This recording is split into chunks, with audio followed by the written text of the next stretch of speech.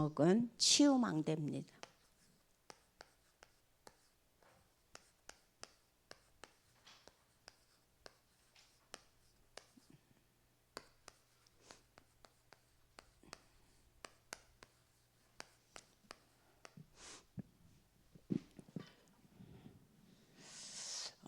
어제 오후에 이제 말씀을 들으면서 호수공원을 이렇게 도는데 제 마음에 질문이 들어왔습니다. 그 질문이 뭐였냐? 내 안에 지금 세워진 망대가 무엇인가?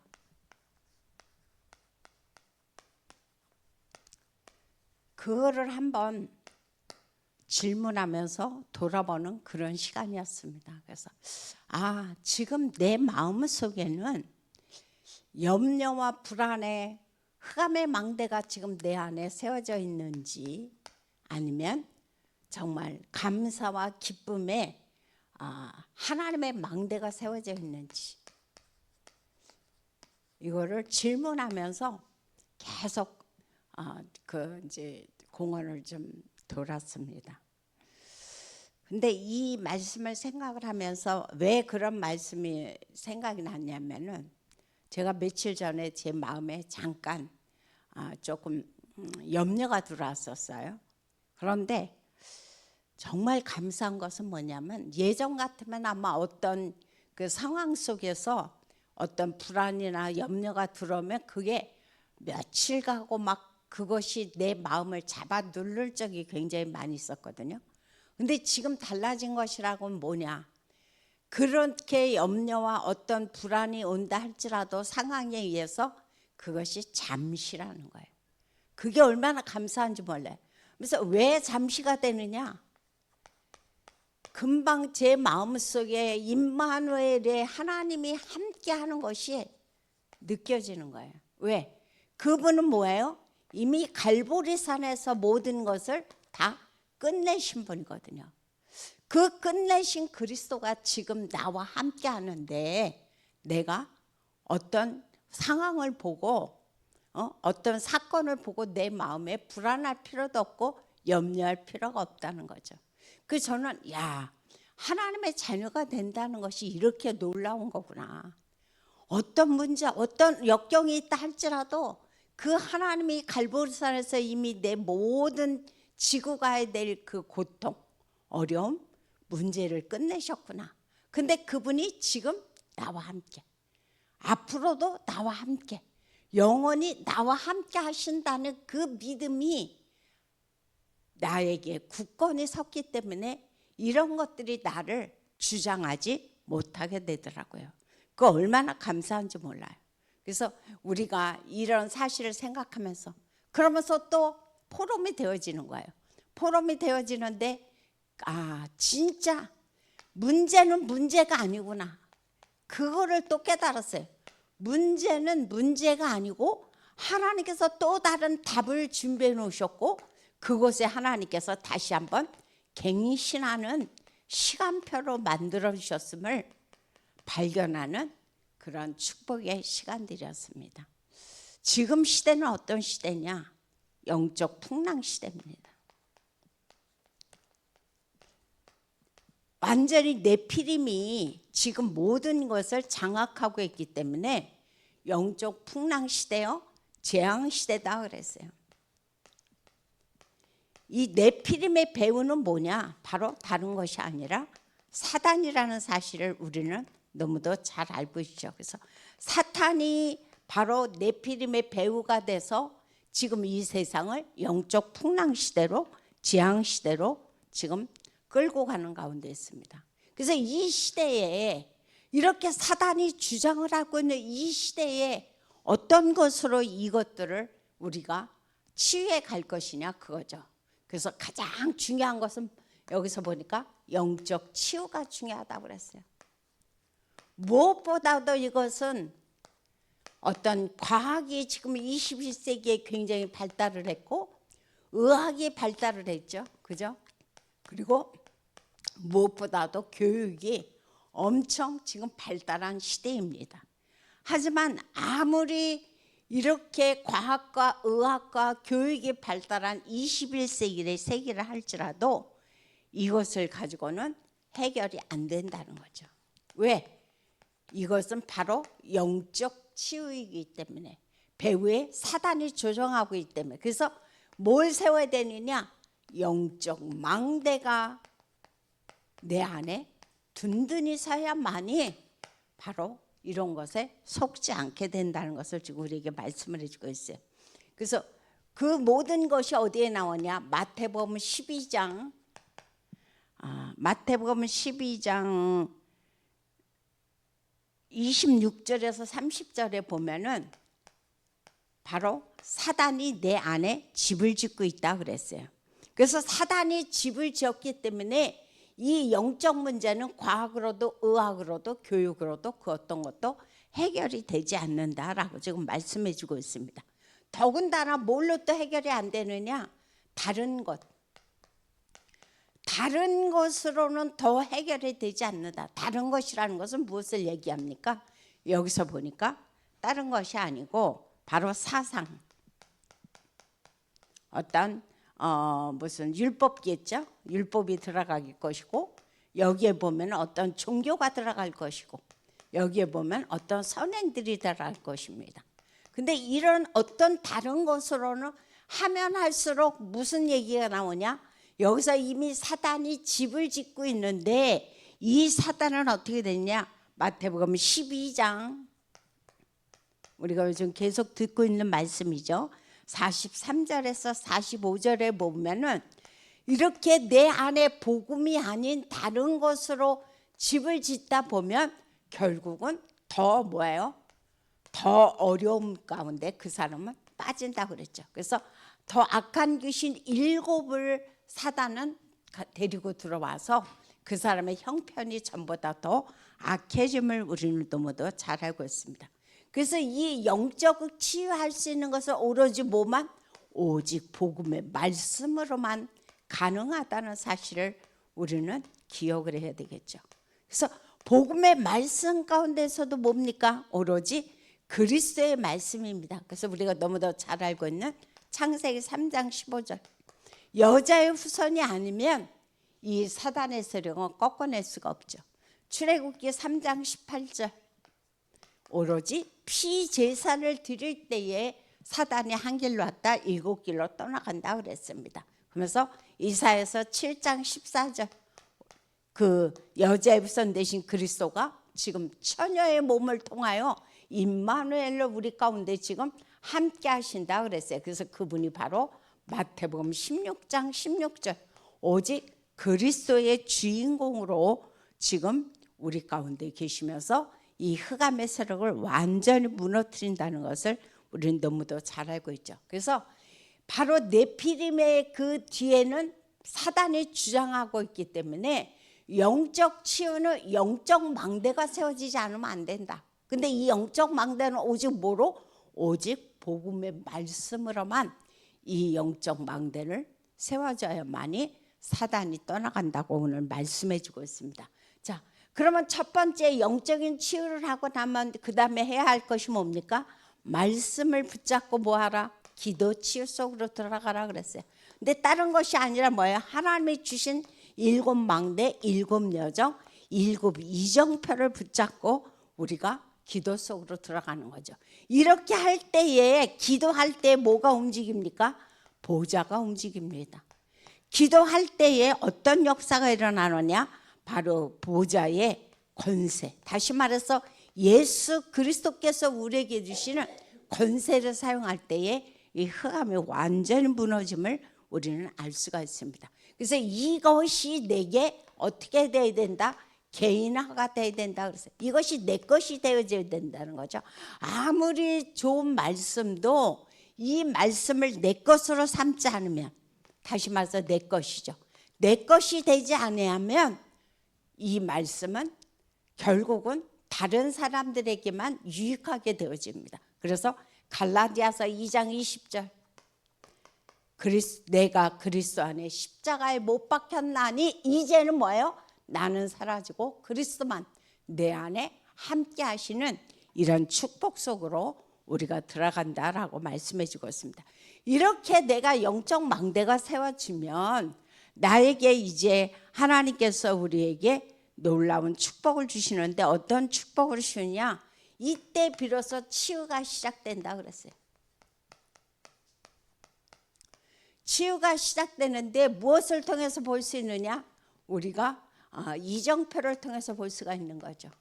바울이 복음을 전하면서 어떻게 향해서 나아갔는지 그거를 볼 수가 있습니다. 그래서 세 가지 이정표를 통해서 우리가 찾아보는데 첫 번째 어떤 이정표냐? 사도행전 13장 1절서부터 4절에 보면 바울이 이 복음을 전하는데 바울과 바나바를 첫 선교사로 파송했을 때 그 안디옥 교회에서 가장 먼저 한 것이 뭐냐? 다른 거 하지 아니하고 성령 인도 받기 위해서 기도했다 그랬어요. 그래서 우리는 무엇을 하든 간에 가장 중요한 게 뭐다? 성령 인도를 내가 어떻게 받느냐 그거죠. 그래서 성령 인도 받는 이정표를 향해서 우리가 기도하는 거죠. 그 다음 두 번째를 보니까 사도행전 16장 1절서부터 7절에 보면은 문이 막힙니다. 그들은 아시아에 복음을 증거하려고 했지만 하나님께서 문을 막아주면서 이제 전환점을 주신데 그게 바로 뭡니까? 마게도냐라고 그랬어요. 그래서 우리가 삶을 사다 보면 문제도 오고 어려움도 옵니다. 하지만 그것이 전부가 아니라는 거죠. 거기에는 반드시 또 다른 하나님의 터닝 포인트가 그곳에 준비되어 있다는 사실을 우리는 기억을 해야 되겠죠. 그러면서 주님은 또 다른 이정표로 인도하시는데 바로 뭡니까? 목표는 다른 것이 아니고 바로 로마라고 지금 말씀을 해주고 있습니다. 그래서 사도행전 1장 3절이라든가 아니 19장 1절서부터 3절이라든가 사도행전 19장 21절에 보면 바울이 늘 하는 말이 있습니다. 뭡니까? 내가 로마도 보아야 하리라. 내가 로마에서 증거해야 하리라. 나는 가이사 앞에 서야 하리라. 바울의 항상 목표는 로마, 다시 말해서 세계 복음화를 향해서 세계 강국으로 나아가고자 하는 그 마음이 이 바울에게는 있었습니다. 그다음 두 번째로 보면은 이제 치유가 시작이 됐는데 그 치유의 내용이 있습니다. 무엇을 가지고 우리가 치유를 시작할 거냐 그거죠. 다시 말해서 지금은 많은 사람들이 어디에 빠져 있느냐? 길을 몰라요. 길을 몰라. 내가 지금 문제가 왔고 어려움이 없고 고난이 왔는데 이것을 어떻게 헤쳐나가야 될지 길을 몰라. 그래서 이들이 찾는 게 뭡니까? 무속, 그죠? 점술. 많은 사람들이 지금 무속과 점술과 우상에 지금 빠져 있습니다. 그래서 이들을 건져내야 되는데 어떻게 건져낼 것이냐 그거예요. 지금 21세기 생각하면은 과학도 발달했고 의학도 발달했고 교육도 발달했고 첨단 시대를 지금 걷고 있단 말이에요. 근데 뭐예요? 이것과 더불어서 지금 평행선을 다루게 있는 게 뭐냐? 영적 문제예요. 그래서 아까 영적 풍랑 시대라고 그랬거든요. 그래서 영적 문제가 지금 점점 이런 것이 발달할수록 지금 급등하고 있단 말이에요. 근데 이것을 어떻게 해결할 거냐 그거예요. 그래서 요즘은 저는 깜짝 놀랐어요. 얼마 전에 장이 섰어요. 아파트에. 장이 섰는데 뭐가 들어왔냐? 타로 점치는 막사가 하나 들어왔어요. 정말 놀랐어요. 저는 이제 이렇게 우리가 무속과 점술과 우상에 빠지는 것이 몇 사람의 문제만이 아니에요.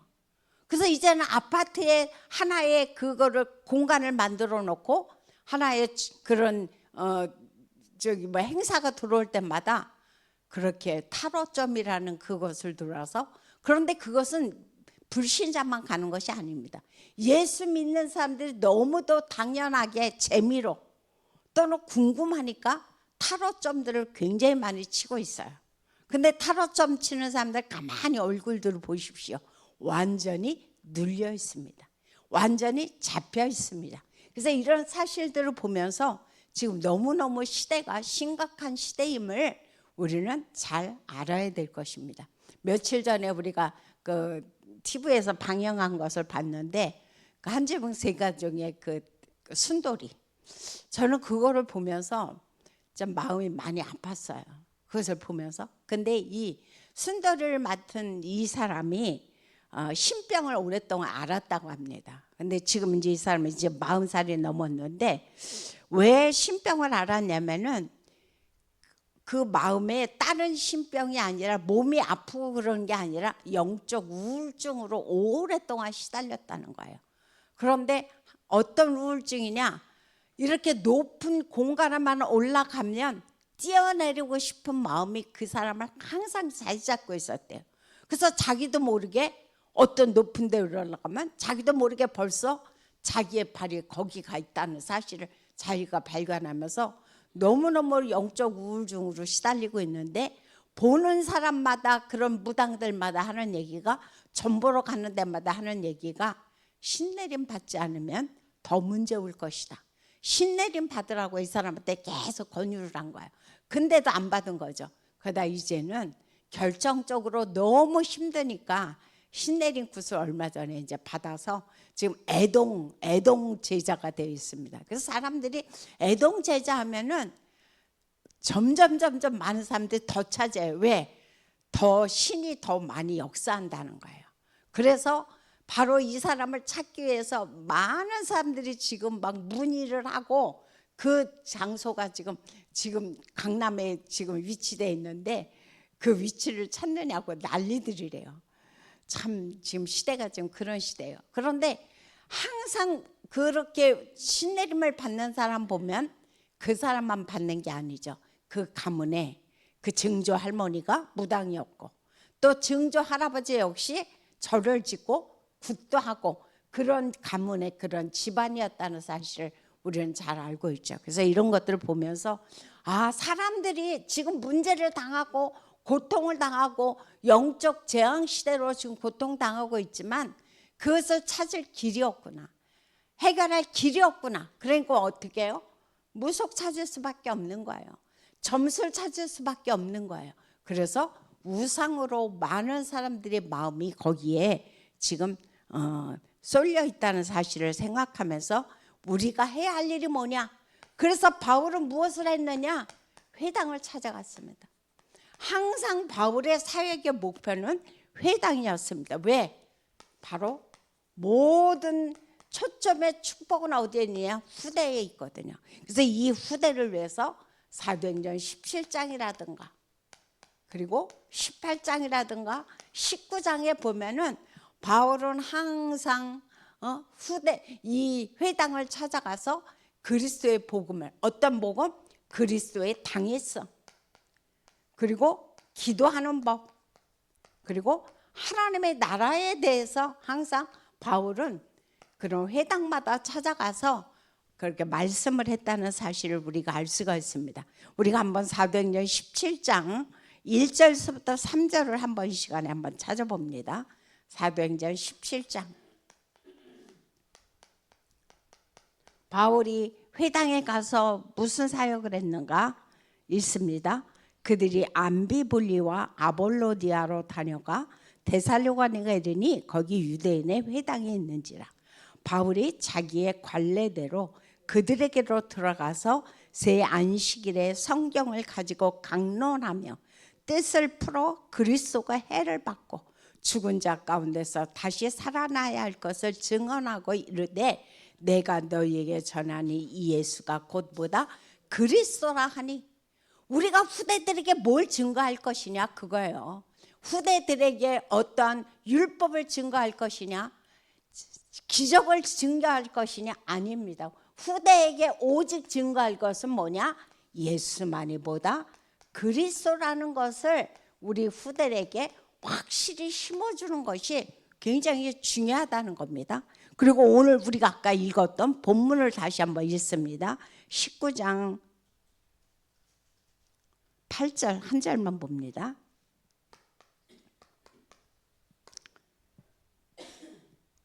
바울이 회당에 들어가 석 달 동안 담대히 하나님 나라에 관하여 강론하며 권면하되. 그렇습니다. 우리가 이 세상에서 가장 중요한 것은 뭡니까? 예수가 그리스도 대신 그리스도께서 이 땅에 오셔서 계속 하나님의 나라와 그 일에 대해서 우리에게 말씀하셨다는 겁니다. 그래서 우리 후대들이 이런 영적 풍랑 시대에 재앙 시대에 흔들리지 않도록 예수 그리스도의 당위성과 기도와 하나님의 나라에 대해서 우리는 그들을 지도해 주는 것이 너무도 중요하다는 거죠. 그래서 오늘의 말씀의 결론은 다른 것이 아니고 우리가 그러면 해야 할 것이 뭐냐? 묵상 치유학교를 열어라 그겁니다. 그럼 왜 묵상 치유학교를 열어야 되겠느냐? 3단체가 지금 가지고 오는 것이 뭡니까? 명상입니다. 명상은 지금 기하급수적으로 늘어나고 있고 세계의 많은 사람들이 명상을 찾아서 지금 거기에 마음들이 하나가 돼서 지금 예수 믿는 사람들도 굉장히 많습니다. 명상을 찾아가는 사람들이. 그래서 명상을 뛰어넘을 수 있는 게 뭡니까? 묵상입니다. 그래서 우리가 지금 금토일 시대가 바로 이 일을 하는 겁니다. 그리고 바로 3가지 뜰을 통해서 우리가 묵상 치유학교를 하는데 어떻게 치유할 것이냐? 바로 하나님의 말씀을 묵상하면서 그리고 하나님이 주신 호흡을 가지고 기도하면서 그리고 우리가 또 음식을 가지고 그리고 또 운동을 통해서 우리가 이것을 우리 하나님 앞에서 치유학교를 여는 거죠. 그래서 이 치유를 통하여 우리의 영혼이 살고 우리의 육신이 살고 우리의 모든 삶이 회복되는 그런 축복이 우리 가운데 나타납니다. 그래서 우리 모든 성도님들이 영적 풍랑 시대와 재앙 시대인 이때에 우리가 더 이상 이 네피림의 사단에 속지 말고 온전히 그리스도 대신 예수님을 온전히 붙잡고 말씀으로 오늘도 완전히 승리하는 하루가 되기를 예수 이름으로 부탁드립니다. 기도.